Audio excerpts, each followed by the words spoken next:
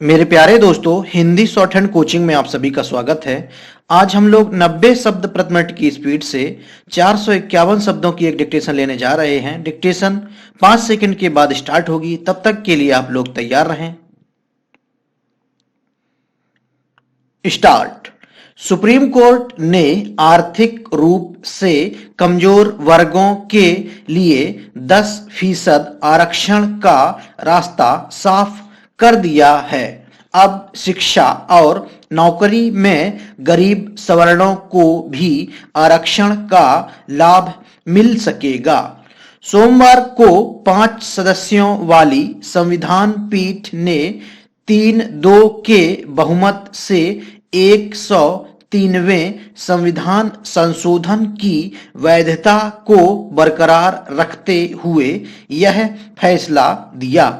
प्रधान न्यायाधीश यू ललित और न्यायमूर्ति एस रविंद्र भट्ट ने इस संविधान संशोधन को वैध नहीं माना, जबकि 3 न्यायाधीशों न्यायमूर्ति दिनेश माहेश्वरी, न्यायमूर्ति बेला एम त्रिवेदी और न्यायमूर्ति जे बी पारदीवाला ने इसके पक्ष में फैसला दिया।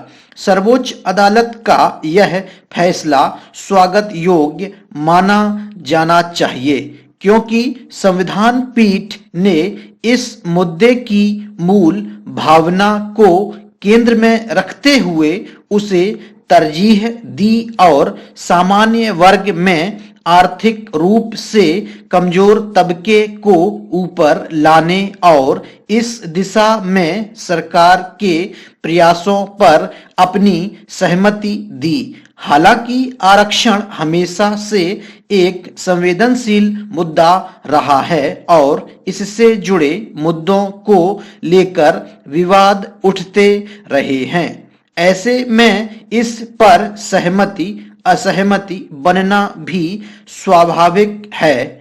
गौरतलब है कि केंद्र सरकार ने वर्ष 2019 में 103वां संविधान संशोधन लागू कर आर्थिक रूप से कमजोर वर्गों के लिए आरक्षण लागू किया था, लेकिन इस संविधान संशोधन को संविधान के बुनियादी ढांचे का उल्लंघन बताते हुए इसकी वैधता को चुनौती दी गई थी।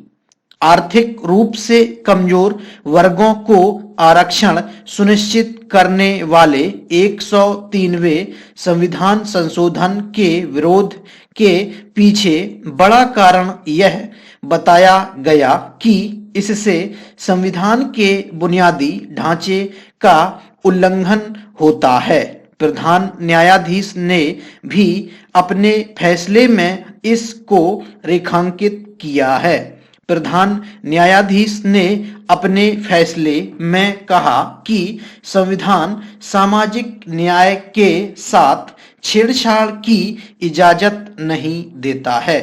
ऐसे में आर्थिक रूप से कमजोर वर्गों को आरक्षण देना संविधान के बुनियादी ढांचे के खिलाफ है, लेकिन संविधान पीठ के जिन जजों ने इसके पक्ष में फैसला सुनाया वे सभी इस बात पर सहमत थे कि आर्थिक रूप से कमजोर वर्गों को 10% का आरक्षण संविधान के बुनियादी ढांचे का कहीं से उल्लंघन नहीं करता। लेकिन इसमें सबसे महत्वपूर्ण बात यह है कि न्यायमूर्ति पारदीवाला ने साफ कहा कि आर्थिक रूप से कमजोर वर्गों को आरक्षण अनिश्चित काल के लिए नहीं बढ़ाना चाहिए। संविधान पीठ के बहुमत वाले सदस्यों ने फैसले में